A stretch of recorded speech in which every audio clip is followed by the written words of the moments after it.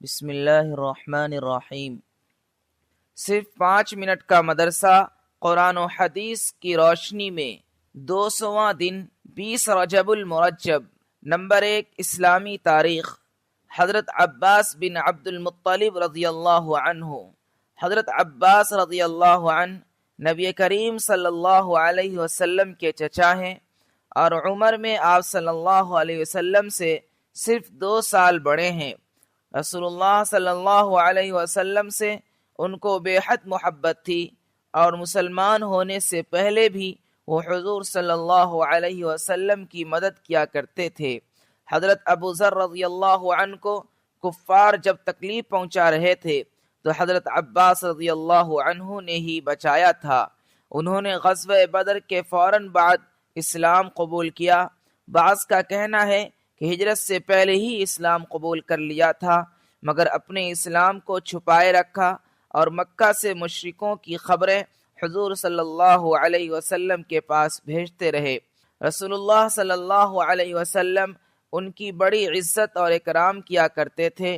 ایک مرتبہ رسول اللہ صلی اللہ علیہ وسلم نے ان کے بارے میں فرمایا، اے لوگو، جس نے میرے چچا کو تکلیف پہنچائی اس نے مجھے تکلیف پہنچائی، اس لیے کہ ہر شخص کا چچا اس کے باپ کے مثل ہوتا ہے۔ حضرت عباس رضی اللہ عنہ کی وفات حضرت عثمان رضی اللہ عنہ کے دور خلافت میں 82 سال کی عمر میں جمعہ کے دن 12 رجب سن 32 ہجری میں ہوئی اور جنت البقیع میں دفن ہوئے۔ حضرت عثمان رضی اللہ عنہ نے نماز جنازہ پڑھائی۔ نمبر 2، حضور صلی اللہ علیہ وسلم کا معجزہ، خلافت راشدہ کی مدت کی پیشین گوئی۔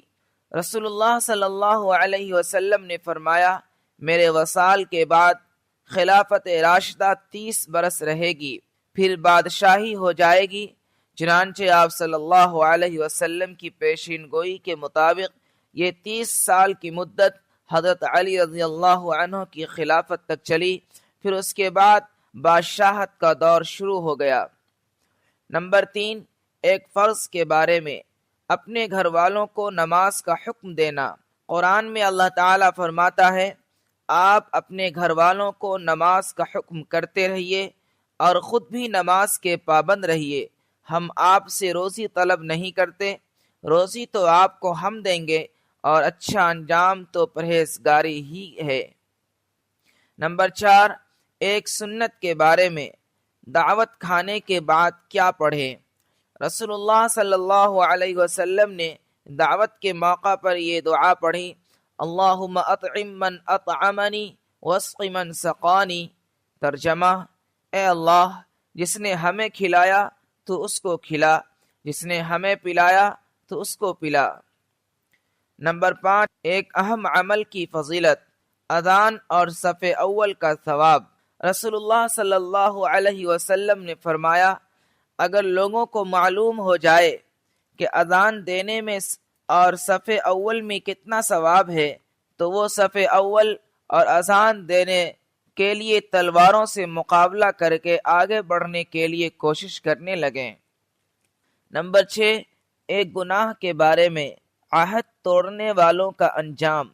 قرآن میں اللہ تعالیٰ فرماتا ہے، جو لوگ اللہ سے پختہ عہد کرنے کے بعد توڑ ڈالتے ہیں اور جن تعلقات کے جوڑنے کا اللہ نے حکم دیا ہے ان کو توڑتے ہیں اور زمین میں فساد پھیلاتے ہیں، انہی لوگوں پر اللہ کی پھٹکار ہوگی اور آخرت میں ان کے لیے بڑی خرابی ہے۔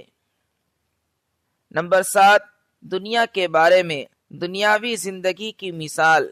قرآن میں اللہ تعالیٰ فرماتا ہے، دنیا کی زندگی کی مثال ایسی ہے جیسا کہ ہم نے آسمان سے پانی برسایا ہو، پھر اس کی وجہ سے زمین کے پیڑ پودے پیدا ہو کر خوب گنجان ہو گئے ہوں، پھر یہ کسی حادثہ کا شکار ہو کر ریزہ ریزہ ہو جائے کہ اس کو ہوا اڑائے پھرتی ہو۔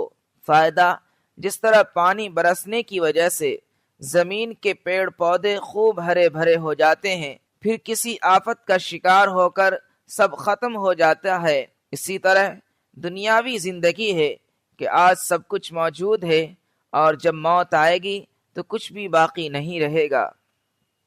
نمبر 8، آخرت کے بارے میں دوزخی کے ہونٹ۔ حضرت ابو سعید رضی اللہ عنہ سے روایت ہے کہ رسول اللہ صلی اللہ علیہ وسلم نے وَهُمْ فِيهَا كَالِحُونَ کی تفسیر میں فرمایا، دوزخ کی آگ چہروں کو ایسا بھون دے گی کہ دوزخی کا اوپر کا ہونٹ اوپر کو چڑھ جائے گا، یہاں تک کہ سر کے درمیان تک جا پہنچے گا، اور اس کا نیچے کا ہونٹ لٹک جائے گا یہاں تک کہ وہ دوزخی کی ناپ تک پہنچ جائے گا۔ نمبر 9، طب نبوی سے علاج۔ سفرجل کے فوائد۔ حضرت طلحہ رضی اللہ تعالی عنہ فرماتے ہیں کہ میں رسول اللہ صلی اللہ علیہ وسلم کی خدمت میں حاضر ہوا تو آپ صلی اللہ علیہ وسلم کے دست مبارک میں ایک سفرجل یعنی بہی تھا۔ پھر آپ صلی اللہ علیہ وسلم نے فرمایا، طلحہ اسے لو کیونکہ یہ دل کو سکون پہنچاتا ہے۔ نمبر 10، نبی صلی اللہ علیہ وسلم کی نصیحت۔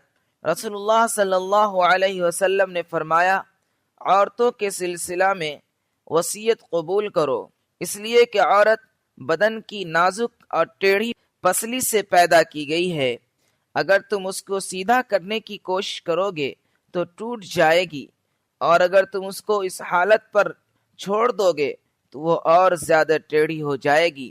یعنی عورتوں کے ساتھ نہ زیادہ سختی کرو اور نہ زیادہ نرمی کرو۔